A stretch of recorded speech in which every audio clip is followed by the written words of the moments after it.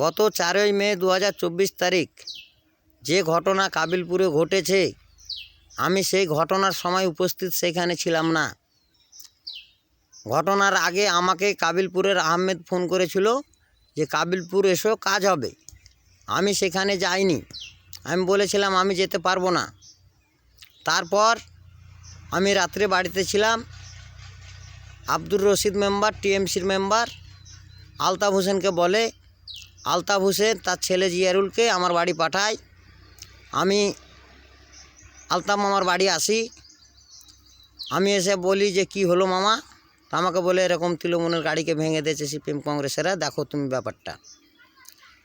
আমি সেই রাত্রে কাবিলপুর যাই, গিয়ে দেখি প্রধানের বাড়ির সামনে অনেক পুলিশ। আমাকে জিজ্ঞাসাবাদ করলো কোথায় যাবে। আমি পুলিশকে বললাম পিন্টু ডাক্তারের বাড়ি। আমি পিন্টু ডাক্তারের বাড়িতে সেই রাত্রে 220 টাকার ওষুধ দিয়েছে আমাকে। আমি 170 টাকা দিয়েছি, 50 টাকা এখনও বাকি আছে। আমি সেইখানে ওষুধ নিয়ে চলে এলাম।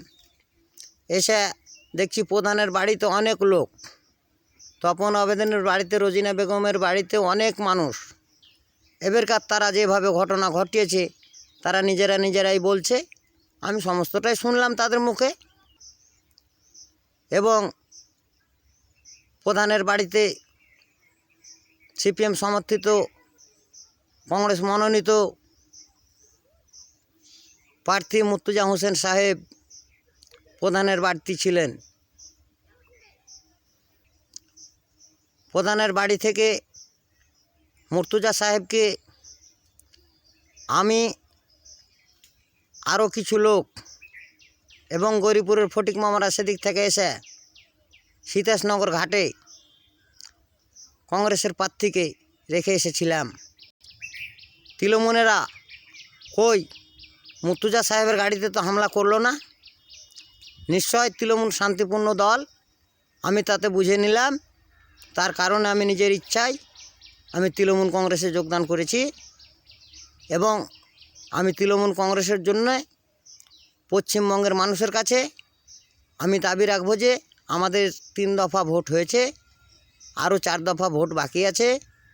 আপনারা এই উস্কানিমূলক দলকে, এই অশান্তিকারী দলকে, এই গুন্ডাগাড়ি মাস্তানি দলকে, সিপিএম কংগ্রেসকে একটিও ভোট না দিয়ে তৃণমূল কংগ্রেসকে ভোট দিয়ে আপনারা বিপুল ভোটে জয়যুক্ত করুন। আমি কোনো টাকা পয়সায় বিক্রি হয়নি, আমাকে কেউ কিনে লায়নি, আমাকে কেউ ভয় দেখায়নি। এবং আপনি বলছেন ঠিক আছে, আপনারা বলছেন, কিন্তু আপনারা বলেন সর্বপ্রথম আমাদের জেলা সদস্য সিপিএম পার্টির মোহাম্মদ ইসমাইলকে যে নিজাম, আমি তো 2011 সাল থেকে তৃণমূল কংগ্রেস দলটা করতাম এবং গ্রাম পঞ্চায়েতে আমাদের তৃণমূল কংগ্রেসের টিকিট নেওয়ার জন্য, প্রতিদ্বন্দ্বী করার জন্য আমরা দাবিদার ছিলাম। সেখানে দাবিদার ছিলাম মাত্র 3 জন, এবাদত হোসেন উপপ্রধান, 2018 সালের হারা মেম্বার আব্দুর রাকিব, আর আমি নিজামুদ্দিন শেখ। যা হোক আমরা টিকিট পাইনি, আব্দুর রাকিব পেয়েছিলেন। সে সমর্থন করেছেন এবাদত হোসেনকে। সেই সময় আমাকে মোহাম্মদ ইসমাইল কত টাকায় কিনে টিকিট দিয়েছিলেন, কত টাকায় কিনেছিলেন সেটা ভালো করে বলতে পারবে মোহাম্মদ ইসমাইল শেখ। মোহাম্মদ ইসমাইল শেখ যদি কিনে থাকে আমাকে তৃণমূল থেকে সিপিএম আনার জন্যে, তাহলে সেটা ভেবে নেবেন। আমি কারো টাকায় দল করি না। আমি গ্রাম পঞ্চায়েতে খরচ করেছি আমার নিজের টাকা, কোনো জেলা পরিষদ পঞ্চায়েত সমিতির টাকা পাইনি, দলের টাকা পাইনি। এবং এবারকার যে মুর্তজা সাহেব দাঁড়িয়েছিলেন, আমার এই অনেক টাকা খরচ। কাবিলপুর পঞ্চায়েত থেকে কাশিয়াডাঙ্গা ওই বাবলু সাহেব প্রতীক এঁকেছিল আর আমি লিখেছিলাম। কাবিলপুর বটতলা থেকে মহিদ মামার বাড়ি ওই বাবলু প্রতীক ছেপেছে আর আমি লিখেছি। আর কাবিলপুর এই মথুরাপুরে ডুগরিপাড়ার বুথ থেকে এবারে দিকপাড়া পর্যন্ত আমার দায়িত্ব ছিল। সমস্ত টাকা, চুন, রং, আর্টিজ, চা পান, মিটিং মিছিল, সমস্ত আমার টাকা কোন দল যদি বলে সিপিএম কংগ্রেস পঞ্চায়েতে আছে, যদি বলে যে নিজামকে 10টা টাকা দিয়েছি, আমি তাদের গোলামি করব সারা জীবন।